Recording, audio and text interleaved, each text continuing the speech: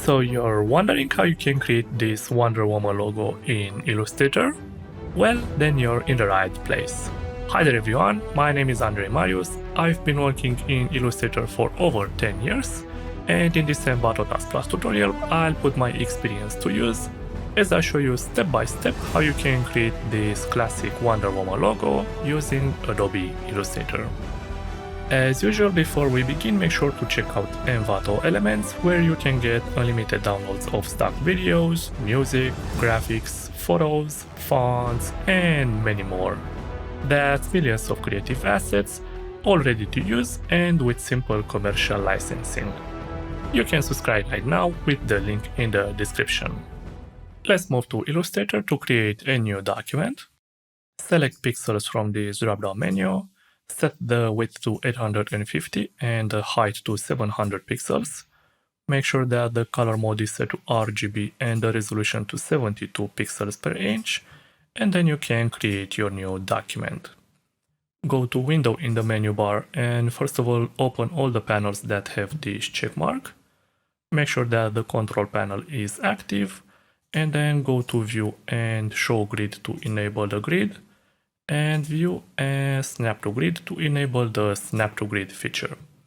Now for this tutorial you need a grid line every 5 pixels, so let's go to Edit, Preferences, Guides and Grid. Just enter 5 in this grid line every box. Click OK to apply the changes. You can press Ctrl and plus to zoom in on your grid.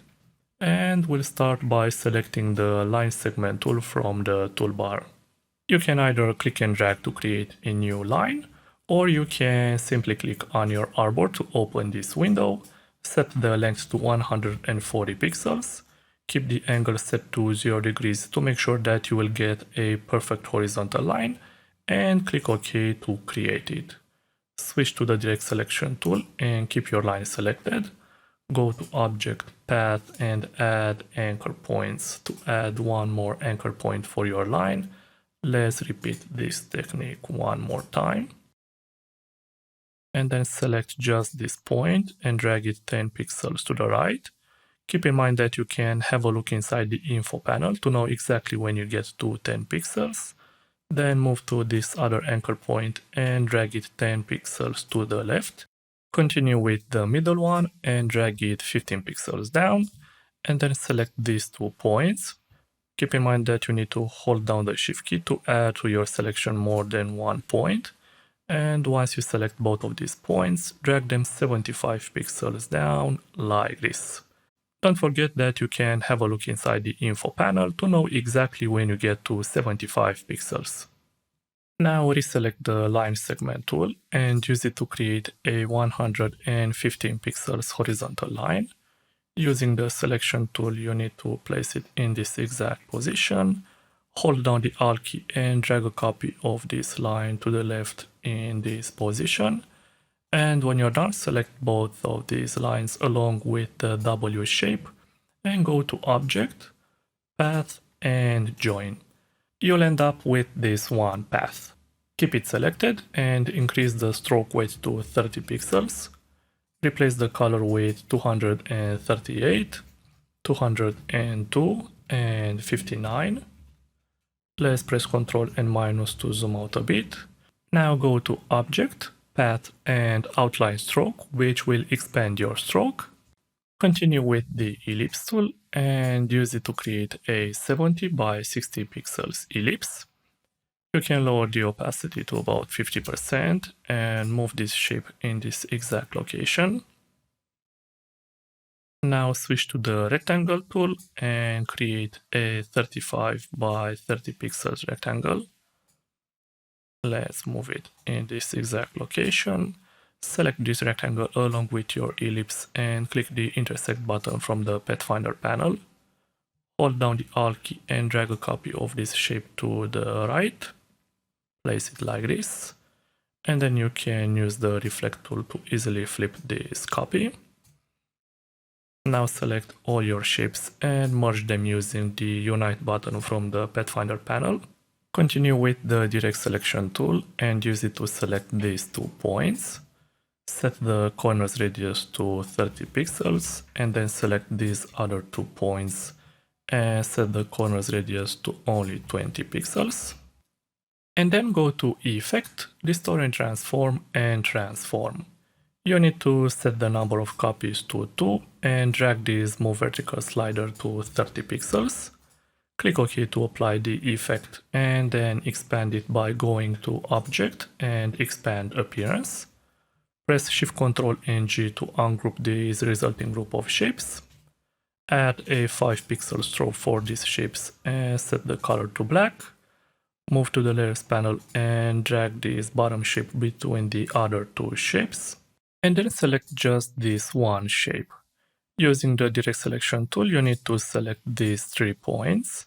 Remember that you need to hold down the Shift key to add to your selection more than one anchor point. Once you're done selecting these points, simply drag them 55 pixels to the left. Again, holding down the Shift key as you click and drag will constrain the movement of your points. So go 55 pixels to the left.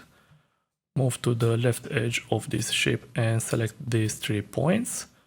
Again, click and drag them 55 pixels to the right, like this.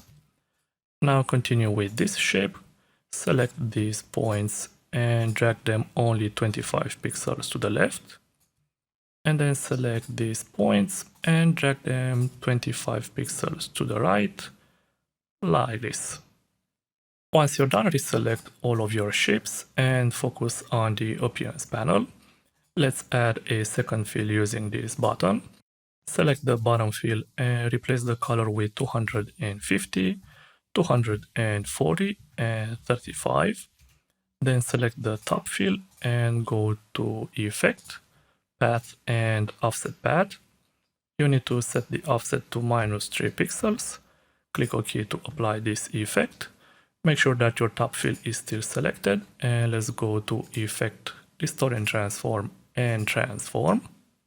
Just drag this Move Vertical slider to 3 pixels, which will move your selected fill 3 pixels down. Click OK to apply this effect. And now you need to duplicate your selected shapes. All you have to do is press Ctrl-C and Ctrl-F. Keep the copies selected and merge them using the Unite button from the Pathfinder panel. Move to the Appearance panel and first of all remove this fill. Select the remaining one and make it black. Continue with the stroke and increase the weight to 20 pixels. Also open the stroke flyout panel and check this round join button to add a bit of smoothness to your stroke. And then you can return to the Layers panel to drag this shape to the bottom of the panel behind the rest of your shapes. Continue with the Ellipse tool and use it to create a 310 pixel circle. Let's replace the fill color with 209, 42, and 36. Now you can right-click anywhere on your artboard and go to Arrange and Send to Back, which will move your circle behind the logo. Let's move this circle in this position. Once you're done, you can also press Ctrl- to zoom out a bit. Move to the Layers panel to reselect this black shape and press Ctrl-C to copy it, and then press Ctrl-Shift and V, which will add a copy of your selection in the same place but on top of the rest of your design. Keep it selected, have a quick look at the Appearance panel and make sure that the entire path is selected, and then go to Effect, Stylize, and Drop Shadow. Keep the blending mode set to multiply and lower the opacity to 25%. Set the offset values to 0 and 15 and decrease the blur to 0. Make sure that the color is set to black and then you can apply this drop shadow effect. Now let's reselect this circle and press Ctrl-C to copy it. Again, press Ctrl-Shift and V to add a copy in the same place on top of the rest of your design. Select the stroke that's applied for this copy and remove the color. Select the fill and make it white. Now add to your selection this black shape and move to the transparency panel and simply click this Make Mask button, which will mask your black shape. Move to the Layers panel to drag this mask shape behind the rest of your shapes right on top of your circle. And finally, let's add a simple background. You can press Ctrl and 0 to fit the artboard on your screen. Select the rectangle tool from your toolbar and use it to create a shape which will cover your entire canvas. Remove the stroke, select the fill and replace the color with 65, 170 and 245. Move to the control panel and make sure that the alignment is set to artboard, and then you can click these two buttons to easily move the rectangle to the center of the artboard. Move it behind your logo, and with this final touch, your design is complete. I hope you've enjoyed this tutorial. Remember to hit that like button as it lets me know that I did a good job. Subscribe if you are not already, and don't forget to click the little bell icon to be notified of any new tutorials. I'm Andrei Marius, and I'll see you in the next video.